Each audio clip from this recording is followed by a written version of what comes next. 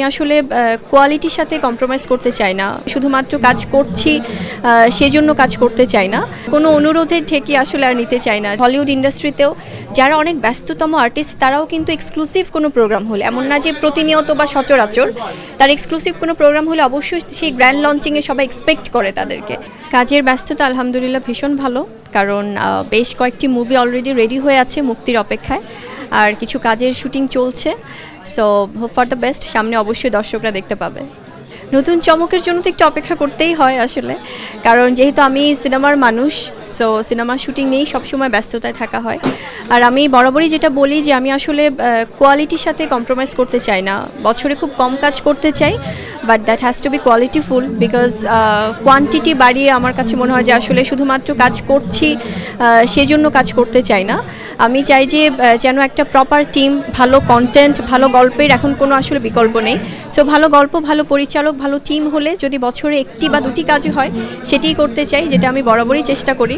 So কোনো অনুরোধের ঠেকি আসলে আর নিতে চাই না, যে না কেউ ছোট বোন হিসেবে বলছে বা কলিগ হিসেবে অনুরোধ করছে, সেটা আমি চাই না। কারণ আমি চাই যে আসলে কাজটা যেন প্রপার হয়। সো খুব বেশি কাজ না করে অ্যাটলিস্ট যেন ভালো কাজ, সেটি কম হলেও সেটি যেন থাকে। আমার কাছে মনে হয় আসলে ব্যবসা সফল হওয়া বা ব্যবসা সফল কেমন হচ্ছে সেটার তো অবশ্যই ম্যাটার করে সিনেমার ক্ষেত্রে, বাট দর্শকের প্রশংসাটা অনেক বড় ব্যাপার। কারণ আমার যে সিনেমাগুলো আমি এখন পর্যন্ত করেছি সেই 2016 সাল থেকে, সো দর্শকরা আসলে জানেই যে বুবলি খুব কম কাজ করে, বাট যে কাজগুলোই করে সেগুলো প্রশংসায় থাকে। যেটি আপনি বললেন সেটা যদি আমার একদম বস্করি সিনেমা থেকে শুরু করি, আমার পাসওয়ার্ড সিনেমা বা মনের মতো মানুষ পেলাম না, বা যেগুলি করেছি প্রহেলিকা, দেয়ালের দেশ, টান, প্রত্যেকটা সিনেমায় না দর্শক আসলে খুব ভালোবেসেছে। তো আমার মনে হয় যে সেই ধারাবাহিকতা বা সেই দায়বদ্ধতার জায়গাটার জন্যই আমি খুবই বেছে কাজ করি, এবং সামনেও সেটা ব্যতিক্রম হবে না। অবশ্যই সুন্দর সুন্দর গল্পে কাজ করতে চাই, যেটা কিনা দর্শকরা যেন অ্যাটলিস্ট সিনেমা হল থেকে বের হয়ে বলে যে না একটি ভালো সিনেমা দেখলাম। খুব শীঘ্রই দেখতে পাবে। আসলে আমাদের মাঝখানে তো দেশের পরিস্থিতির কারণেই আমাদের সিনেমাগুলো হয়তো ওভাবে রিলিজ পায়নি, তো আস্তে আস্তে করে সব কিছু স্বাভাবিক হচ্ছে, দর্শকরাও দেখতে পাবে। এবং আমার কলকাতার প্রথম সিনেমা ফ্ল্যাশব্যাক, যেখানে আমার কৌশিক গাঙ্গুলি স্যারের মতো এত বড় একজন অভিনেতার সাথে কাজ করার অভিজ্ঞতা হয়েছে, ওখানে সৌরভ দাও আছে এবং আমাদের দেশীয় ডিরেক্টর রাশেদ রাহা। তো সেক্ষেত্রে আমার মনে হয় ফ্ল্যাশব্যাক সিনেমাটা যখন মুক্তি পাবে দর্শকদের খুবই ভালো লাগবে। সো অপেক্ষায় আছি যখন মুক্তি পাবে, কারণ সিনেমা মুক্তি হয় কি, এটা আসলে পরিচালক প্রযোজকদের উপর নির্ভর করে। সো ইনশাল্লাহ সামনেই দেখা যাবে।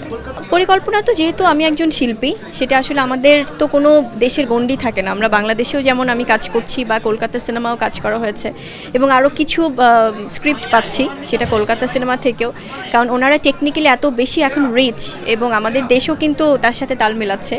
কারণ এখন টেকনিক্যালি স্মার্ট কাজ ছাড়া আসলে এটা সম্ভব না, কারণ দর্শকরা এখন অনেক বোঝে, অনেক ভালো বোঝে। সো দর্শকদের জায়গা থেকে তাদেরকে যে আমরা যে কোনো একটা কাজ দিয়ে আমরা বোঝাবো সেটা কোয়ালিটি থাকছে কি থাকছে না, এটার আসলে কোনো সুযোগ নেই। সো কোয়ালিটিফুল কাজ হলে আমার ভালোবাসার দর্শকরা অবশ্যই সেটা লুফে নেবে। আসলে আমি অনেক লাকি, কারণ ওটিটি প্ল্যাটফর্ম এখন তো ইন্টারন্যাশনাল একটা অনেক বড় একটা প্ল্যাটফর্ম, এবং ওটিটিতে কাজের মাধ্যমে যেটা হয় যে দেশের বাইরে, দেশের পাশাপাশি দেশের বাইরেও অ্যাট আ টাইম মানুষ দেখতে পারে যে কোনো কান্ট্রি থেকে।